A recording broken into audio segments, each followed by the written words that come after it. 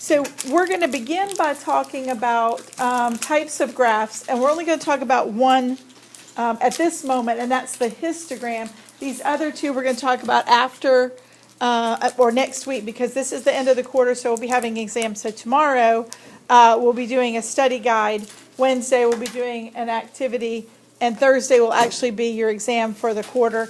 And then Friday is that early release day for you guys. So today is the last thing we're going to talk about, new thing we're going to talk about this week, and that's histograms. So histograms are used to calculate ranges of numbers, okay? It is very common for people to look at it and think it might have something to do with history. I thought that to begin with too, so don't feel bad if that's what you're thinking. But inside of your folder, notice that I've gave you this. I want you to color this in red. So you remember it does not have anything to do with history. Put a green on the check mark next to range because it does have to do with ranges of numbers. So it's going to look like a bar graph, only instead of having just one number for each bar, they're going to be ranges of numbers. Okay, so color the check mark green and the other thing red. If I asked you how many texts you sent last night, we could have at least 30. If I asked you how many texts you sent, we could possibly have 30 different answers in here, right? Because every one of us could have a different number of texts. So it wouldn't be very useful to take a survey and do like a bar graph, because we could have 30 different bars. That wouldn't really be very helpful for us, would it? But if I said, how many of you sent between 1 or 0 and 10, or 10 and 20, or whatever number it goes up to, that would be more useful, right? Then we could get some kind of information about approximately how many you sent. And that's the idea of a histogram. So that's why I say think of ranges, because it's about ranges of numbers instead of just one number. All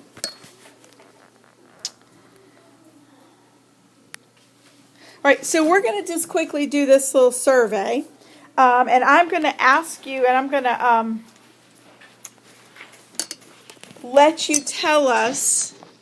Actually, I think what I'm going to do is let you come up to the board and you're going to mark. So you're going to tell us the number of hours that you slept last night. Some of you might be thinking, I didn't sleep very much because it was that time change thing. Or some of you might have been like, hey, I slept a whole lot because of that time change thing. But I want you to put a mark where you belong. So you slept 0 to 2 hours, 3 to 4, 5 to 6, 7 to 8, or 9 or more. So I'm going to start with Nathan. Nathan, will you just go put a tally mark on yours? And then go ahead and put the next person. Now, what I want you to do at your desks is fill this in with me. So you have this. Okay, so we've got one mark on 7 to 8. Give it to the next person. When you get it, if you'll go quickly, that would be great. So we have one mark on 7 to 8. We have one on 3 to 4. So put a mark there. Next.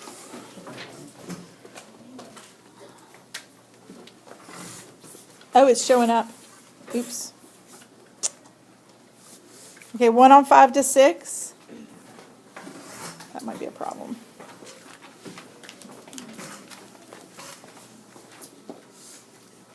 Another one on 7 to 8.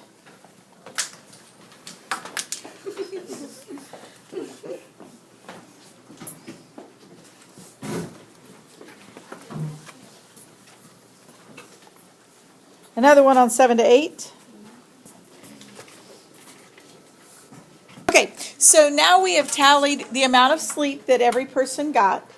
So now our next job, and this is just a tally chart. So our next job is to actually create the histogram. And if you look down at the bottom of this, that's where we're going to create it. So let's see, I'm going to write this real quick. So I have 6, 4, 7, 4, and 3. Okay. Now, so we're going to make them into bars. Now, our highest number is 7. So let's see how many spaces we have, because we're going to create our histogram.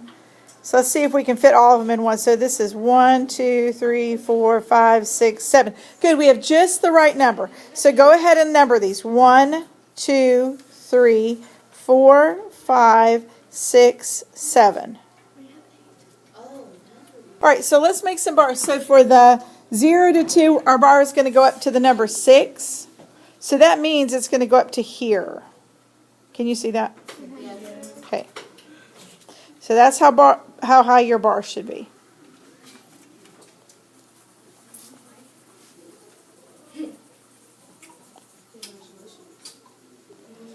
Okay? Now, for 3 to 4, it should go up to 4. So that's going to be here.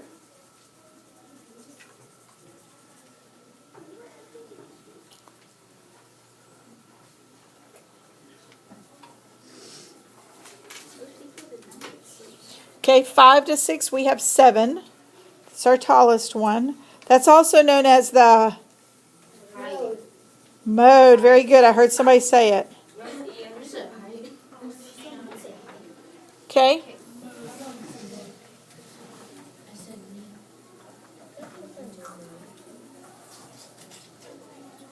Okay, 7 to 8, we have 5.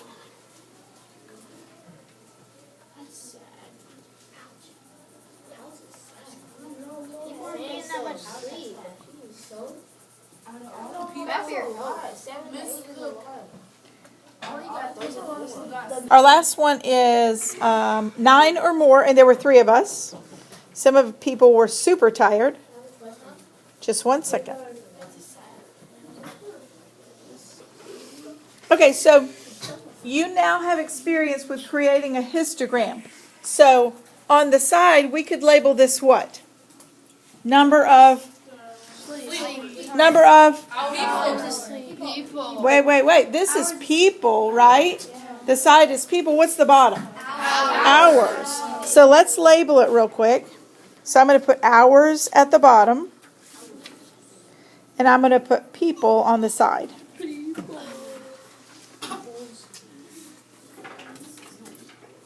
All right, so let's talk about these questions real quickly. And I don't want you to call it answers. I just want you to think about them and raise your hand. Based on what you just did, how many students slept less than 5 hours? Less than 5 hours. How many? 10 students, because that would be which bars? Which bars fall into that?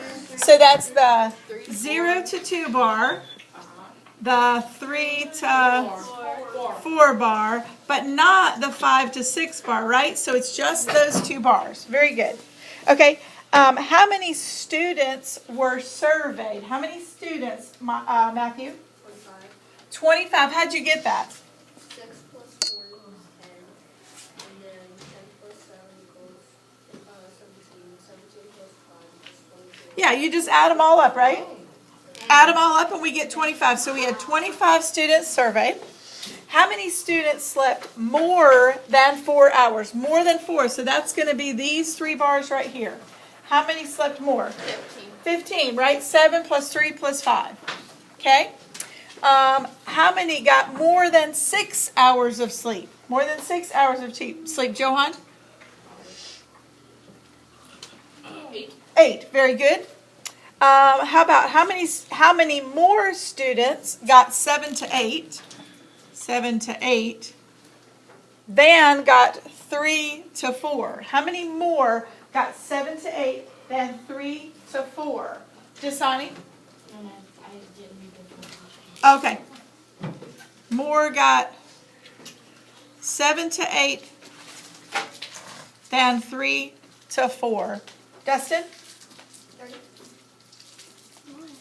7 to 8 was?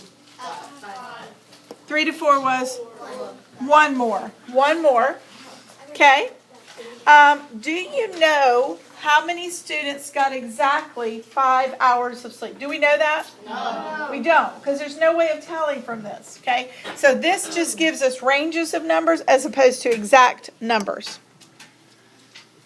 For this one, you're just going to create the frequency table and then the histogram based on that chart about number of crimes committed, I think, before you were born. So, in January, how many crimes were committed? A lot. 124. 124. So that falls into the 120 to 129 category. So put one tally mark right there. Okay? And then we can cross that off. How about April? 113. That's going to go here. July is 85. Okay, keep going until you put them all where they go, and then we'll finish it up together. Okay, so look at your frequency chart. It should look like mine. Remember, these are just tally marks. That's what frequency means. You're just making a tally mark showing. So we have 3 that should be in 80 to 89, 2 in the next one, 2 in the next one, 3, and then 2. If you did it correctly, yours looks like mine. Now, the histogram that's been drawn right here for you goes up to 6. Well, we don't go anywhere close to 6, do we? So let's go ahead and draw our bars. For 80 to 89, how high should our bar be? 3. So go ahead and draw a bar like so. The next one should be how tall? 2. So draw a bar for the next one. Can you finish it? Okay, finish this and then go on and do the rest of this worksheet.